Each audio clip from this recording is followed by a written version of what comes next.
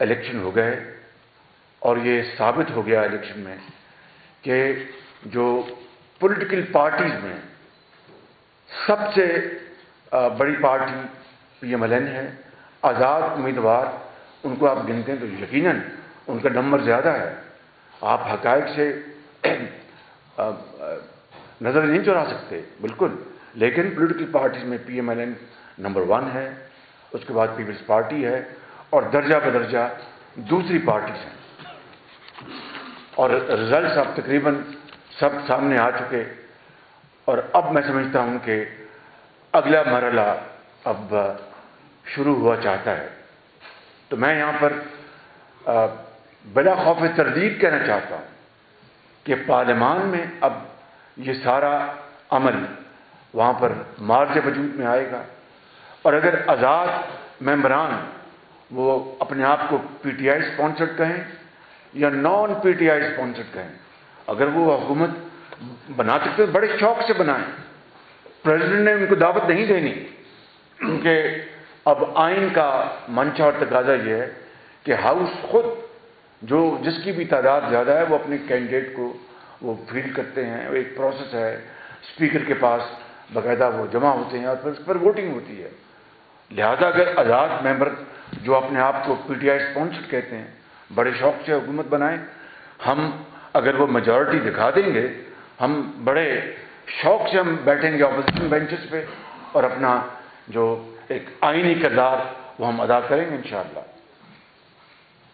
اور اگر وہ حکومت نہیں بنا سکتے تو یقیناً پھر ہاؤس کے اندر جو دوسری پولیٹیکل پارٹیز ہیں وہ باہمی مشاورت سے وہ اپنا فیصلہ کریں گے اور اپنا کینڈیڈیٹ فیل کریں گے.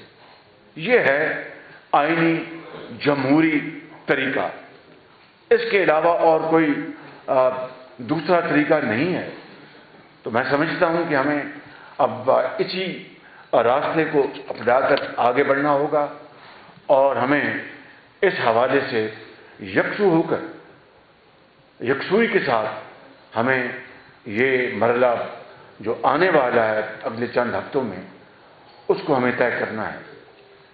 میں یہاں پر یہ بات ضرور کہنا چاہتا ہوں کہ جب 2018 میں ہمیں ایک جھرلو کے ذریعے جعلی ہتھ کنڈوں کے ذریعے ہمیں جب ہروایا گیا تو نہ ہم نے کسی کو گالی دی، نہ ہم نے کسی مقام پہ جا کر گھراؤ جھراؤ کیا، نہ ہم نے کوئی گملہ توڑا، نہ ہم نے کوئی لانگ مارچز کیے.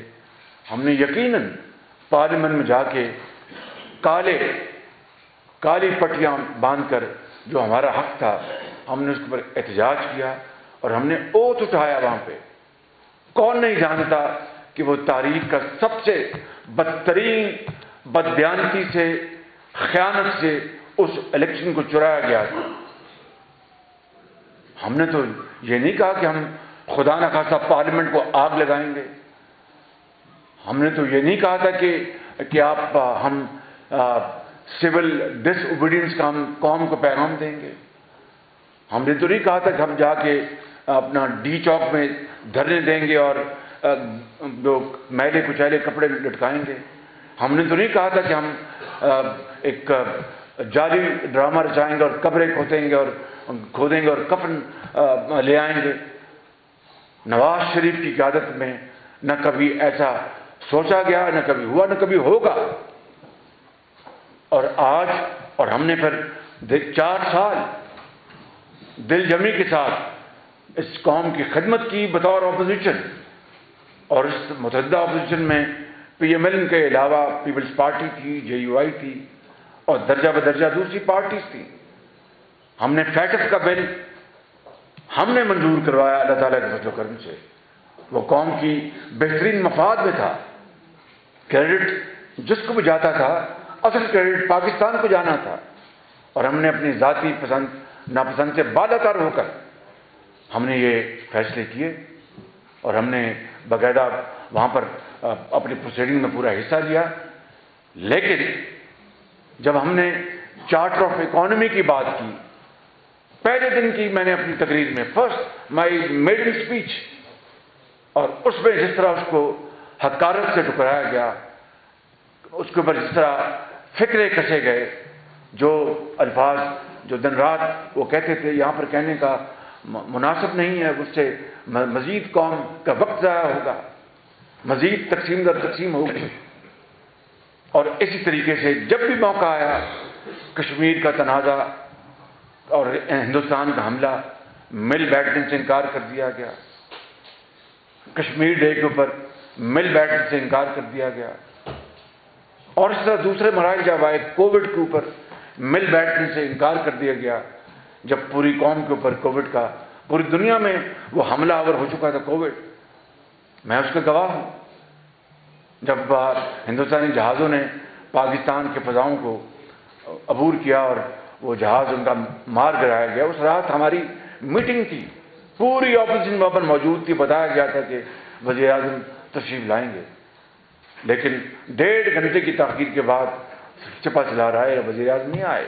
حسد امیز ان کا رویہ، اس کے باوجود بھی ہم نے اس کو برداشت کیا تحمل سے، کہ ہم نے پاکستان کے وسیع تر مفاد کو ہم نے دیکھنا ہے، نہ کہ ایسی چیزوں سے جس سے اشتعال اور بڑھے اور جس سے بدمزگی اور پیدا ہو اور جس سے دوریاں اور پیدا ہوں۔ آپ جانتے ہیں کہ 4 سال چور دروازے سے وزیر اعظم داخل ہوتے تھے تاکہ ان کو اپوزیشن سے سامنا نہ کرنا پڑے، مجھ سے ہاتھ ملانا نہ پڑ جائے۔